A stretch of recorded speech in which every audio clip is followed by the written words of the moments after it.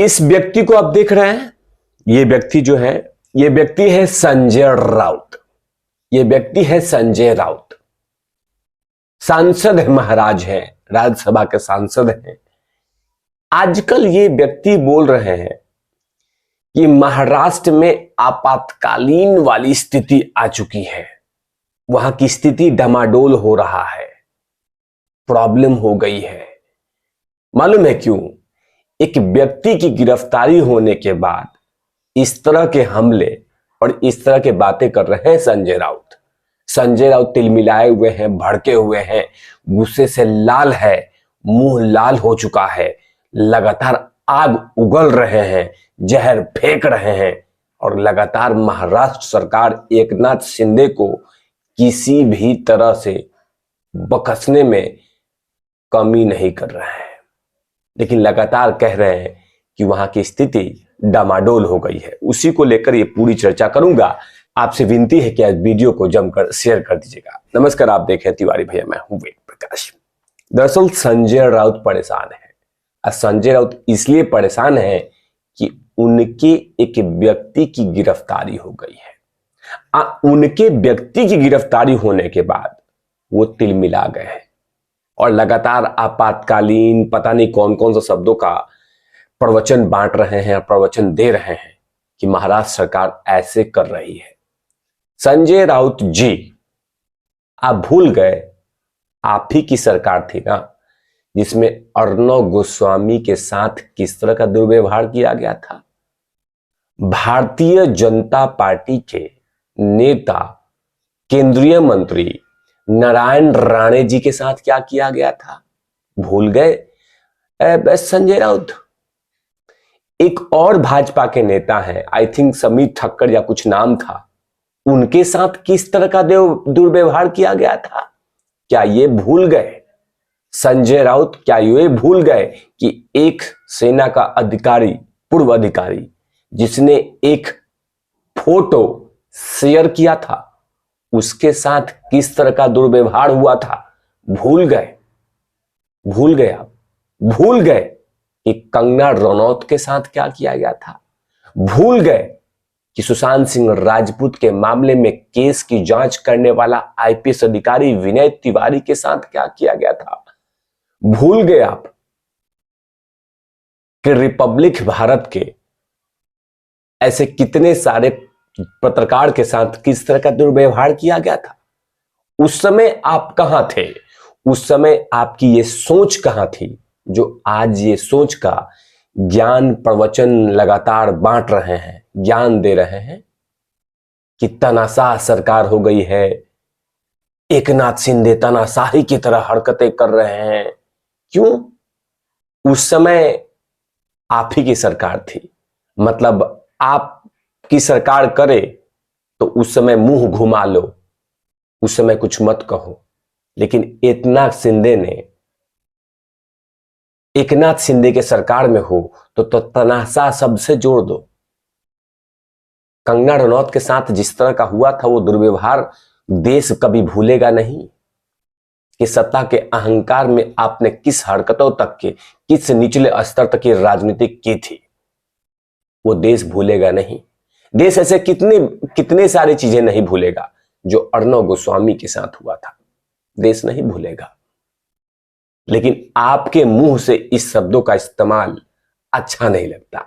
लेकिन आखिरकार मैं आपको बताना चाहूंगा कि आखिरकार ऐसा क्या हुआ है जिसे पूरी तरह से संजय राउत तिलमिलाए हुए हैं, संजय राउत भड़के हुए हैं। लेकिन संजय राउत, जिन शब्दों का इस्तेमाल आप कर रहे हैं वही शब्दों का इस्तेमाल अगर उद्धव जी पे मैं कर देता या कोई और कर देता तो कब का मुंबई पुलिस हमें गिरफ्तार कर लेती कि आपने माननीयों के लिए, आदरणीय के लिए इन शब्दों का इस्तेमाल किया।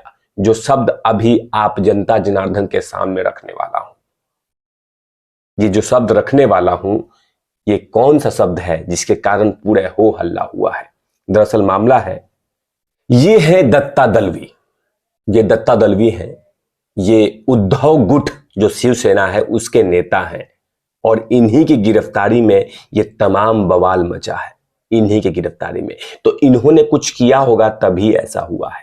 लेकिन आखिरकार कौन सा काम किया है, कौन सी बयान दी है जिसके कारण इनकी गिरफ्तारी हुई है, दरअसल ये बता देता हूं। दत्ता दलवी की गिरफ्तारी पे अपनी प्रतिक्रिया देते हुए राज्यसभा सांसद संजय राउत ने अपनी प्रतिक्रिया दी है।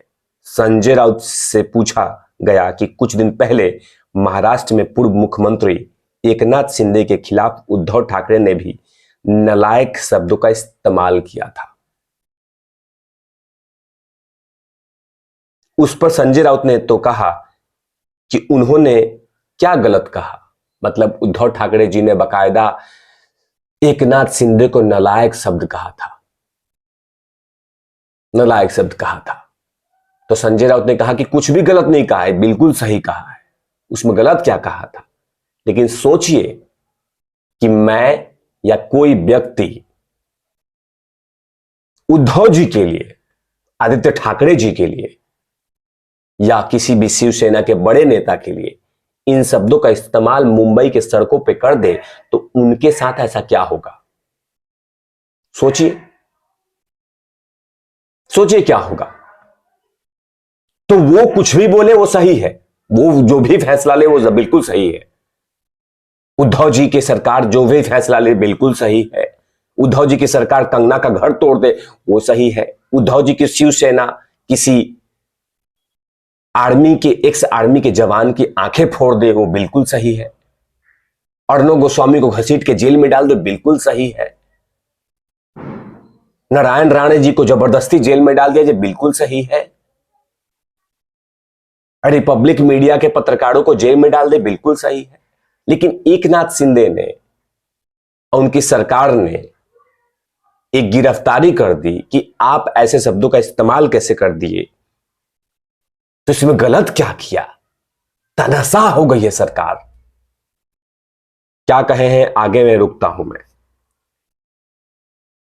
तो नालायक को नालायक नहीं कहेंगे तो क्या कहेंगे। अगर सरकार नालायक है तो नालायक ही कहेंगे ना।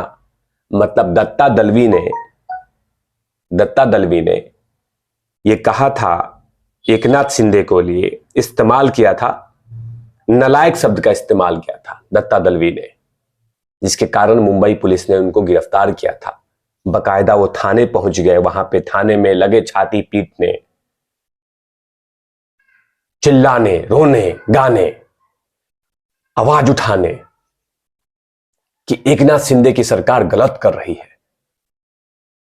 संजय राउत, अगर आप मेरी वीडियोस देखते होंगे तो इसका जवाब दे दीजिएगा कि अगर हम या कोई व्यक्ति, कॉमन मैन, उद्धव जी के लिए इन शब्दों का इस्तेमाल कर दे तो क्या मुंबई के सड़कों पर चल पाएगा।